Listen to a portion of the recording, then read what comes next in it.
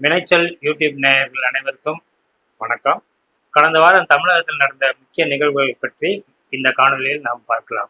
கடந்த வாரம் தமிழகத்தில் நடந்த கனவுகள் மெய்ப்படும் 2030 நிகழ்ச்சியை பற்றி நீங்க என்ன நினைக்கிறீங்க? கடந்த வாரம் திமுக நடத்திய கனவுகள் மெய்ப்படும் 2030 அந்த நிகழ்ச்சியை பார்த்தீங்கன்னா, அது ஒரு ஒரு ஒரு ஸ்டடியோடைய ரிப்போர்ட்டுன்னு தான் சொல்லணும். ஏன்னா உங்க கனவை சொல்லுங்க அப்படின்னு சொல்லிட்டு 1,81,00,000 குடும்பங்களை சந்திச்சு அந்த தகவல்கள்லாம் திரட்டியிருக்காங்க. அதை ஐஏஎஸ் அமுதா ப்ரெசென்ட் பண்ணாங்க. அப்ப அதுலயும் வரிசைப்படுத்திருந்தாங்க பல விஷயங்களை. அப்ப ஏற்கனவே பாப்புலரா என்ன மாதிரி ஸ்கீம்ஸ் இருக்கு அப்படின்னு சொன்னீங்க. முதல்ல இந்த மகளிருடைய உரிமை தொகை தான். இரண்டாவதா ரொம்ப பாப்புலர் ஸ்கீமா மக்கள் சொன்னது என்னன்னா மகளிருடைய விடியல் பயணம் தான். மூணாவதா அப்படின்னு பாத்தீங்கன்னா மகளிர்களுக்கு சுய உதவி குழுக்கள் மூலயமாக கொடுக்கப்பட்ட கடன். இன்னொரு முக்கியமான விஷயம் என்னன்னா, அடுத்த ஆண்டுல இருந்து நாங்க ஜெயிச்சு வந்தா மகளிர் உரிமை தொகை நாங்க 2,000 ரூபாய் கொடுப்போம் மாசம் சொல்லியிருக்காங்க. அப்ப இதுக்கெல்லாம் எங்க இந்த நிதி வரும் அப்படின்னு நமக்கு தெரியல. ஏற்கனவே நமக்கு தெரியும். இப்ப கொடுத்த அந்த 5,000 ரூபாய் ஃபண்டே 6,500 கோடியை அந்த ஒடுக்கப்பட்ட மக்களுடைய முன்னேற்றத்துக்கான ஃபண்டு இல்ல மற்ற நலத்திட்டங்களுக்காக மற்ற துறைகளை வச்சிருக்கக்கூடிய ஃபண்டை தான் அவங்க டைவர்ட் பண்ணி இதுக்கு கொடுத்துருக்காங்க அப்படின்னு சொல்லியிருக்காங்க. இந்த நிலைமையிலதான் அடுத்த வாரம் இன்னொரு 1,000 ரூபாய் அதிகமா இவங்க கொடுப்பேன்னு சொல்றாங்க. அப்ப எந்த மாதிரி நிதிகள்லாம் எடுக்க போறாங்கன்றது நமக்கு தெரியல. அதில் போன ஆட்சியில சொன்ன மாதிரி எல்லாருக்கும் எல்லா மகளிருக்கும்னு சொல்லிட்டு கடைசியா இல்லைல்ல நாங்க சில பேரை செலக்ட் பண்ணி தான் கொடுப்போம்னு சொன்ன மாதிரி உள்ள ஆட்சிக்கு வந்த உடனே இவங்க இதெல்லாம் பாதியா குறைப்பாங்களான்னு நமக்கு தெரியல. இதுல நமக்கு ஒரு சந்தேகம் என்னன்னா, சுய உதவி குழுக்களுக்கு கொடுக்கப்பட்ட அந்த கிட்டத்தட்ட 23 லட்சம் பேரை இவங்க கடன் கொடுத்ததா சொல்றாங்க. ஒரு 10-12 வருஷத்துக்கு முன்னாடி ஒரு இந்த கடனை இந்த பெண்கள் எதுக்காக வாங்குறாங்க அப்படின்னு ஒரு ஆய்வு நடத்தப்பட்டது.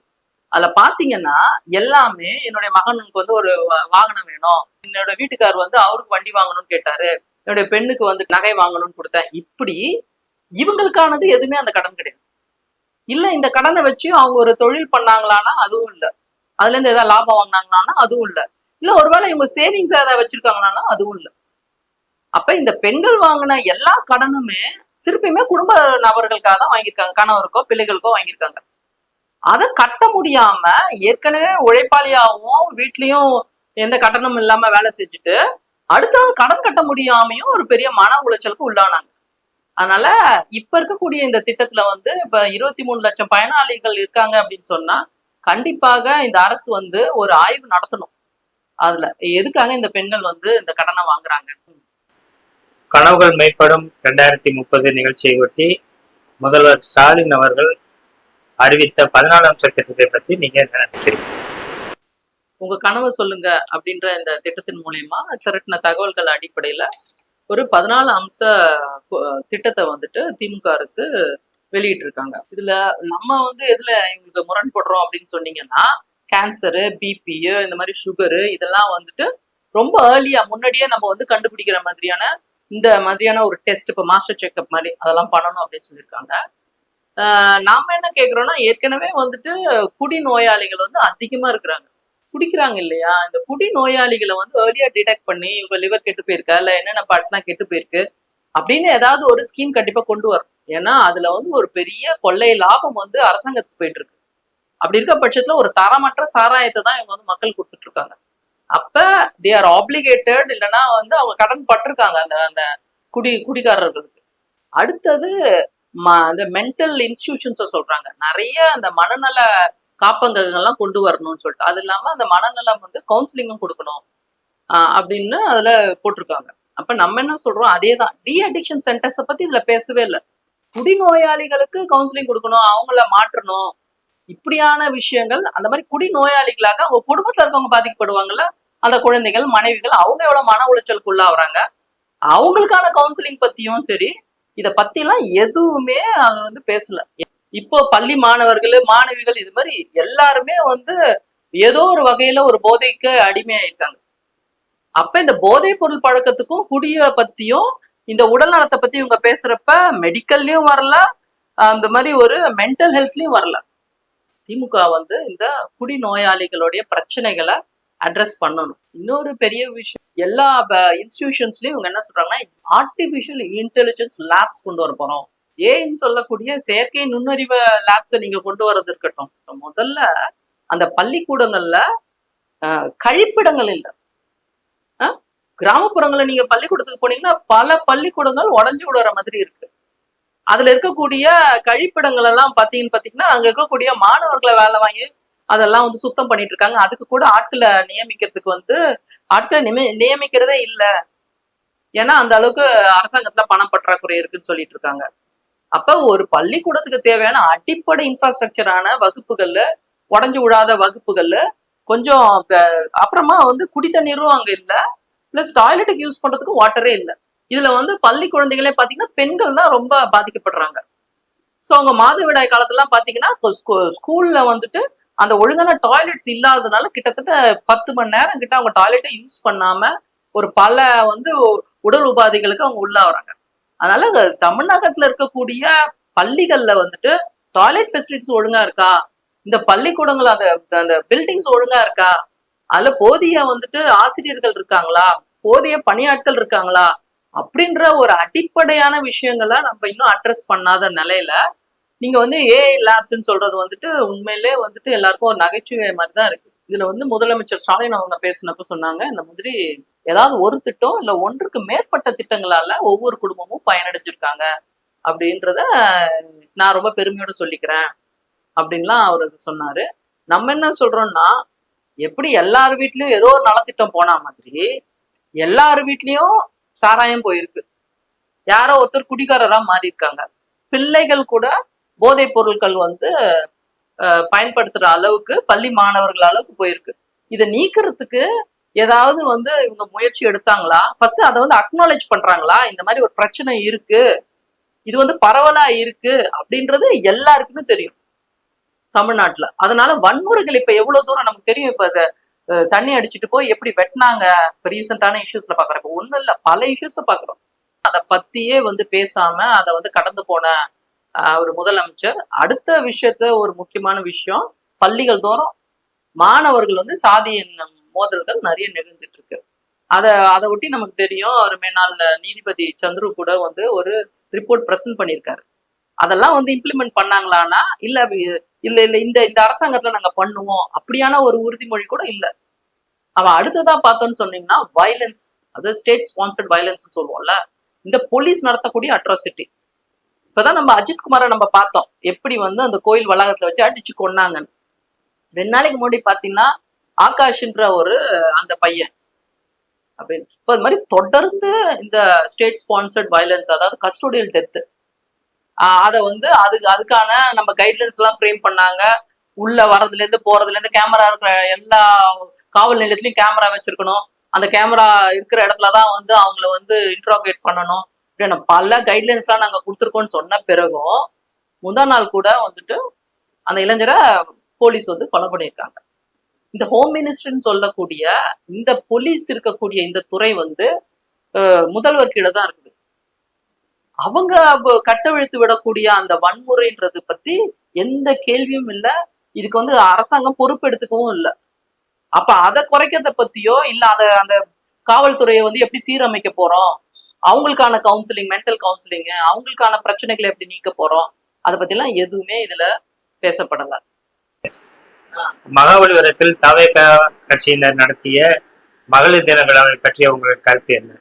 விஜய் வந்துட்டு மகாபலிபுரத்துல வந்து இந்த பெண்கள் தினத்தை ஒட்டி ஒரு கூட்டம் நடைபெற்றது. அதுல வந்து அவர் பேசுறப்ப இதேதான், இந்த எலெக்ஷன் ஒட்டி தான் இதெல்லாம் இவங்க வந்து யூஸ் பண்றாங்க. அதுல வந்து பல திட்டங்களை வந்து பெண்களுக்காக அறிவிச்சிருக்காரு. அது எல்லாமே வந்து பெரிய நகைச்சுவை தான் சொல்லணும்.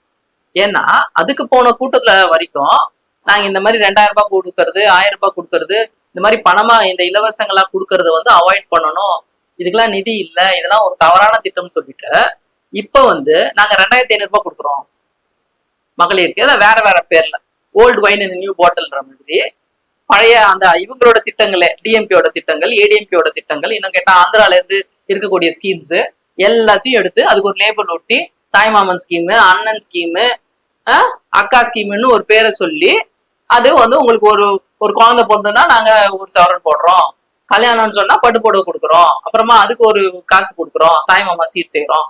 இப்படிலாம் ரொம்ப பெரிய நகைச்சுவை தான் வந்து அவங்க கொடுத்துருக்கக்கூடிய அந்த ஸ்கீம்ஸ் எல்லாம். இந்த நகைச்சுவைக்கு நடுவுல வந்து விஜய் ஒரு விஷயத்த பேசியிருக்காரு.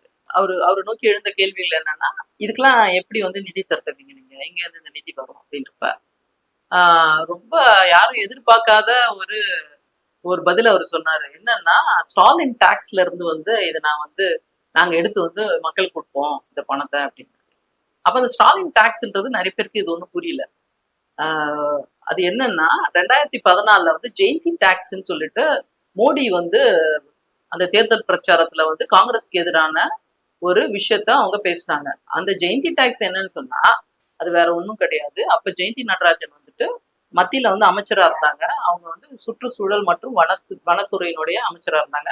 அவங்க வந்து பல சுற்றுச்சூழல் ப்ராஜெக்டை வந்து கிளியரன்ஸ் கொடுக்கறதுக்கு வந்து ஒரு பெரிய லஞ்ச பணம் வாங்கினாங்க அப்படின்னு அவங்க மேல ஒரு குற்றம் சாட்டப்பட்டது. அந்த பணத்தெல்லாம் நாங்க மீட்டெடுத்து மக்களுக்கான ஒரு விஷயங்களை செய்வோம்னு சொல்லி அப்ப மோடி வந்து அவரோட பிரச்சாரத்துல பேசுறப்ப அதை குறித்து தான் வந்து ஜெயந்தி டாக்ஸ் அப்படின்னு சொல்லிட்டு அந்த பிரச்சாரத்துல அந்த வார்த்தை வந்து பயன்படுத்தப்பட்டது. அப்ப அதை தான் வந்துட்டு இங்க வந்து ஸ்டாலின் டாக்ஸ் அப்படின்றது. அது வந்து 20%, இன்னொன்னு வந்து 10% வந்து மினிஸ்டர்ஸ்க்குலாம் போகுது. அந்த பணத்தெல்லாம் நாங்க வந்து எடுத்து இந்த 30% வந்துட்டு ஏற்கனவே நமக்கு வந்து ஒரு கிட்டத்தட்ட 5 லட்சம் கோடி வந்து ஒரு வருவாய் இருக்குன்னு சொன்னா அதுல 30% நினைச்சு பாருங்க. அப்ப கிட்டத்தட்ட இது வந்து ஒரு 2 லட்சம் கோடி கிட்ட. அப்ப இந்த பணம் வந்துட்டு ஏற்கனவே வந்து ஸ்டாலினுக்கும் அவங்க அமைச்சர்களுக்கும் போயிட்டு இருக்கு. இந்த பணத்தை வந்து நலத்திட்டங்களுக்கு நாங்க வந்து யூஸ் பண்ணுவோம் அப்படின்ற மாதிரி அவர் பதில் சொல்லியிருக்காரு. இப்படி ஒரு ரொம்ப ஸ்ட்ராங்கா டிஎம்கே மேல எதிராக வச்ச இந்த ஸ்டாலின் டாக்ஸ்ன்ற இந்த விஷயம் வந்துட்டு எந்த ஊடகத்திலையும் வந்துட்டு அது வந்து ஒரு பேசு பொருளா கூட எடுபடாம போயிருக்கு. தாவேக கட்சியின் தலைவர் விஜயோட தனிப்பட்ட வாழ்க்கையை அரசியலாக்குவது சரிதானா? விஜயோடைய தனிப்பட்ட வாழ்க்கை இஷ்யூஸ்லாம் வந்துட்டு எப்படி வந்து ஒரு அரசியல் பிரச்சாரமா அவருக்கு எதிராக வந்து பயன்படுத்தப்படுது அப்படின்னு நம்ம தமிழகத்துல பாக்குறோம். இது வந்து ரொம்ப கீழான ஒரு செயல். அது டிஎம்கே பண்ணாலும் ஏடிஎம்கே பண்ணாலும் யார் பண்ணாலும் சரி. இதை பத்தி பேசுறப்ப எனக்கு வந்து மேனாள் நீதிபதி சந்துரு அவர்கள் எழுதின அந்த ஆர்டிக்கல் தான் ஞாபகம் வருது. Is matrimonial gossip anyone's business. இந்த மாதிரி குடும்ப விஷயங்கள், திருமணம் தொடர்பான இந்த மாதிரியான ஒரு வதந்திகள் இருக்கு இல்லையா, இது யாருடைய பிசினஸும் இல்லை, அது அவங்களோட தனிப்பட்ட பிரச்சனைன்றதான் அவரு சொல்ல வராரு. ஏன்னா ஏற்கனவே நமக்கு தெரியும் ரைட் டு லிபர்ட்டி என்ற சுதந்திரத்திற்கான உரிமை இருக்கு இல்லையா, அடிப்படை உரிமை, அதுலதான் ரைட் டு பிரைவசி வருது. அது வந்து இம்ப்ளைட். என்னோட தனிப்பட்ட சுதந்திரம்ன்றது என்னோட சுதந்திரம்ன்றது என்னோட தனிப்பட்ட வாழ்க்கையை சார்ந்ததும் கூட. அப்ப ஏற்கனவே ஹிந்து மேரேஜ் ஆக்ட்ல வந்துட்டு ரொம்ப தெளிவா இருக்கு. இந்து நீங்க வந்து டைவர்ஸ் ப்ரொசீடிங்ஸ் போனீங்கன்னா அதுல கோர்ட்ல நடக்காது, பேரதான் கோர்ட்ல கூடுவாங்க. நீங்க உங்களோட எல்லா விஷயங்களுமே இன் கேமராவா நடக்கும். ஜட்ஜும் இன்னும் கேட்டா லாயர்ஸுமே அலோவ் பண்ண மாட்டாங்க. அந்த கணவன் மணியை வச்சு மட்டும்தான் வந்து அவங்க வந்து ஜட்ஜு மட்டும்தான் அவங்க கூட உரையாடுவார் என்ன விஷயம்னு சொல்லிட்டு. அந்த அளவுக்கு ஒரு கான்பிடென்ஷியலா ஒரு வெளியில வந்து யாருக்கும் 3வது பேருக்கு தெரியாத அளவுக்கு தான் அவங்களோட குடும்ப விஷயங்களை வந்து ஜட்ஜு கேட்டு அதுக்கு ஒரு தீர்ப்பை கொடுப்பாங்க. சில தீர்ப்புகள்ல அவங்க எழுதுவாங்க it can be published, printed and published. அப்பதான் அந்த மாதிரியான வெளியில வரக்கூடிய அந்த ஜட்ஜ்மெண்ட்ஸ் இருக்கு இல்லையா, தீர்ப்புகள், அதை பத்தி தான் நம்ம பேச முடியும். அது எல்லா ஊடகத்துக்கும் இதுதான். அப்ப ஏற்கனவே இதுக்கு ஒரு பிரசிடென்ட்டும் இருக்கு. நடிகை சுகன்யாவோட வழக்குல பாத்தீங்கன்னு சொன்னீங்கன்னா அவங்க வந்து அதை வந்து ஒரு சந்துரு வந்து அவருடைய ஆர்டிக்கல்ல குறிப்பிட்டிருக்காரு அதை பத்தி. அப்ப ஏற்கனவே நடிகை சுகன்யாவுடைய விவாகரத்து வழக்கு வந்தப்ப இப்படிதான் ரொம்ப ஹை ப்ரொஃபைல் கேசஸ் வரப்ப இப்ப நமக்கு தெரியும் மீடியா உள்ள பூத்து ரொம்ப அந்த அவங்களோட எல்லா விஷயங்களையும் வந்து அவங்க எழுதி வெளியிட்டாங்க. அப்ப அதற்கு எதிராக வந்து அவங்க வந்து சுகன்யா வந்து ஹைகோர்ட்டுக்கு போனாங்க. அப்ப ஹைகோர்ட் ரொம்ப திட்டவட்டமா சொல்லியிருக்காங்க, ஏற்கனவே திருமண சட்டத்துக்கு கீழே இன் கேமரால தான் நடக்குது ப்ரொசீடிங்ஸ், அதனால இவங்களுக்கு அந்த ரைட் இருக்கு. அன்லஸ் கோர்ட்டே வந்து அந்த தீர்ப்பை வந்து வெளியிடுங்கன்னு சொல்லி பப்ளிஷ் பண்ணாலே ஒழிய எந்த மீடியாவும் அவங்களோட விஷயங்களை பேசக்கூடாது அப்படின்ட்டு கிளியரா சொல்லியிருந்தாங்க. ஆனா என்னவோ அவங்க சுகன்யாவோடைய வழக்குக்கு தான் அது பொருந்தும், மற்றவங்களுக்கு எல்லாம் பொருந்தாதுன்ற மாதிரி மெயின் ஸ்ட்ரீம் மீடியாவை சொல்றோம், நம்ம பல மெயின் ஸ்ட்ரீம் சேனல்ஸ் சொல்றோம். நம்ம இந்த அவங்களோட மனைவியை பத்தி அவங்க சம்பந்தப்பட்ட அவங்களோட குடும்பத்தோட சம்பந்தப்பட்ட பல பெண்களை பற்றியும் விஜயை பத்தியும் ரொம்ப கீழ்த்தரமான விஷயங்களை பண்றது என்னன்னா, அப்பட்டமா அவருடைய தனிப்பட்ட வாழ்க்கைய அரசியல் ரீதியா அவருக்கு எதிராக வந்து பயன்படுத்துதுன்றது சட்டப்படி தப்பு, அதை செய்யக்கூடாதுன்றதுதான் அவர் வந்து ஒரு நீதிபதி சந்துரு வந்து ரொம்ப தெளிவா வந்து அந்த கட்டுரையில எழுதியிருக்காரு. அரசியல் எதிரிகளை நம்ம கொள்கை ரீதியா தான் எதிர்கொள்ளணுமே தவிர அவங்களோட தனிப்பட்ட வாழ்க்கையை பத்தி பேசி அதுலயாவது ஏதாவது ஒரு பொலிட்டிக்கல் மைலேஜ் கெயின் பண்ண முடியுமா அப்படின்னு நினைக்கிற அந்த ஒரு போக்கு இருக்கு இல்லையா, அது எவ்வளவு பெரிய கட்சியா இருந்தாலும் சரி, அது எத்தனை பெரிய ஊடகமா இருந்தாலும் சரி, அது ரொம்ப தரந்தாழ்ந்த செயல் நீங்க செய்யறது. இது வந்து தவிர்க்கப்படும். திருச்சியில் திமுகவின் 12வது மாநில மாநாடு நடந்தது, அதை பற்றி உங்க கருத்து என்ன? அது சிறப்பா நடந்துச்சா? இந்த விஜயோட என்ட்ரிக்கு அப்புறம் எல்லா மாநாட்டிலயும் ஒரு ரேம்ப் வாக் அப்படின்றது இருக்கு. இப்ப இதுலயுமே பாத்தீங்கன்னா அவரு உள்ள என்ட்ரி ஆன உடனே அந்த ஒரு பெரிய ரெட் கார்பெட் போட்ட ஒரு பெரிய ரேம்ப் வாக் வந்து ஸ்டாலின் பண்ணாரு.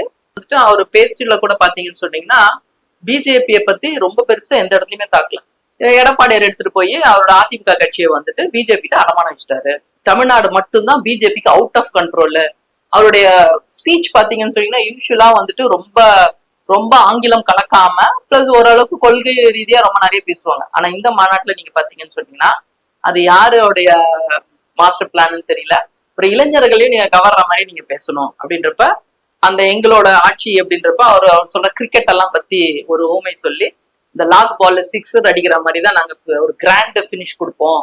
அப்புறமா வந்து பிஜேபிக்கு நாங்க அவுட் ஆஃப் கண்ட்ரோலு, அப்புறம் ஒரு படி மேல போய் ரொம்ப வயசு சின்னவர் மாதிரி அவங்க அப்பனே வந்தாலும் என்ன ஒண்ணும் பண்ண முடியாது, இப்படிலாம் வந்துட்டு அவர் ஒரு உலக அவரோட ஸ்டாண்டர்ட்ல இருந்து கொஞ்சம் ஸ்டூப் டவுன் பண்ணிட்டாரோ அப்படின்ற அளவுக்கு தான் இருந்தது அவரோட பேச்சு. இந்த மண்ணு எங்க மண்ணு, நாங்க தான் ஆள்வோம், இந்த ஸ்டாலின் தான் ஆள்வான் அப்படின்ற மாதிரி எல்லாம் ஒரு ரொம்ப ஒரு சினிமா டயலாக் மாதிரி, ஒரு ஹீரோக்கு எழுதப்பட்ட டயலாக் மாதிரி தான் இந்த மாநாடோட அவரோட பேச்சு இருந்ததே தவிர ஒரு கொள்கை பிடிப்போடையோ இல்ல ஒரு சென்சிபிளாவோ இல்ல. தேமுதிகவையும் ஓபிஎஸ் அவர்களையும் திமுகவில் இணைத்து கொண்டது கொள்கையற்ற முரண்பாடு என்று எல்லோரும் விமர்சிக்கிறார்கள். அது சரிதானா? தேமுதிகவை எடுத்துக்கிட்டீங்கன்னா இந்த டிஎம்கேல வந்து இணையறதுக்கு ஒரு நாளைக்கு முன்னாடி வரைக்கும் தமிழ்நாட்டுல சட்டம் ஒழுங்கு சரியில்லை, ஸ்டாலினோட ஆட்சி வந்துட்டு ஒரு சரியான ஆட்சி இல்லைன்னு சொல்லிட்டு பிரேமலதா பேசிட்டு இருந்தாங்க. அதுவும் அவங்களோட ஓட் பெர்சன்டேஜ் பாத்தீங்கன்னா 0.43. அப்ப 1% கூட இல்லாத 1/2% ஓட்டு வச்சிட்டு இருக்கக்கூடிய ஒரு கட்சின்னு சொல்லிட்டு இருக்கக்கூடிய ஒரு கட்சியை கூப்பிட்டு அவங்க கேட்ட அந்த ராஜ்யசபா சீட்டையும் கொடுத்து இப்போ வந்து 6 தொகுதிகள் கொடுக்க போறோம் அப்படின்னு நம்ம வந்து கேள்விப்படுறோம், செய்திகள்லாம் கேள்விப்படுறோம். கூட்டணியில் இருக்கக்கூடிய மற்ற அனைத்து கட்சிகளையும் பாதிக்கும். ஏன்னா அதே ஒற்றைப்படை இலக்கத்துலதான் ஒரு விடுதலை சிறுத்தைகளுக்கும் கொடுக்க போறோம், கம்யூனிஸ்டுக்கும் நாங்க தான் கொடுக்க போறோம் அப்படின்ட்டு இவங்க சொல்லிட்டு இருக்காங்க. அப்ப 4 தொகுதி கேட்கக்கூடிய வேல்முருகன் தமிழர் வாழ்வுரிமை கட்சி அவர் வந்து ரொம்ப தெளிவா ஒரு கேள்வியை முன் வச்சிருக்காரு. அவர் என்ன சொல்றாரு, இந்த 5 வருஷமா பிஜேபிக்கு எதிரா, ஏன்னா பல ஊழல் வழக்குகள் வந்து டிஎம்கே மந்திரிகள் மேல இருந்ததுனால அவங்களால ரொம்ப ஸ்ட்ராங்கா பிஜேபியே எதிர்கொள்ள முடியல, அவங்க எதிர்த்து அடிக்க முடியல. அப்ப அவங்களுடைய மவுத் பீஸா அவங்களுடைய குரலா இருந்தது யாருன்னு பாத்தீங்கன்னா விடுதலை சிறுத்தைகளுடைய திருமாவளவனும் அப்புறம் வாழ்வுரிமை கட்சியுடைய அவங்க வேல்முருகனும் கம்யூனிஸ்ட் சோழர்களும் தான். இவங்க வந்து பிஜேபிக்கு எதிரடி கொடுத்தாங்க, வள்ளிமையா அவங்க வந்து அதை திருப்பி அடிச்சாங்க. பிஜேபியோட ஸ்கீம்ஸை கிரிட்டிசைஸ் பண்ணாலும் சரி, கவர்னரை கிரிட்டிசைஸ் பண்றதுலயும் சரி, மற்ற எல்லாத்துலயுமே வந்து இவங்க வந்து டிஎம்கேவோட ஒரு படி மேல போய் நின்று அவங்களுக்கு தோல் கொடுத்து அவங்க ஒரு ஃபேஸ் சேவிங் டிவைஸா இருந்திருக்காங்க 5 வருஷமா.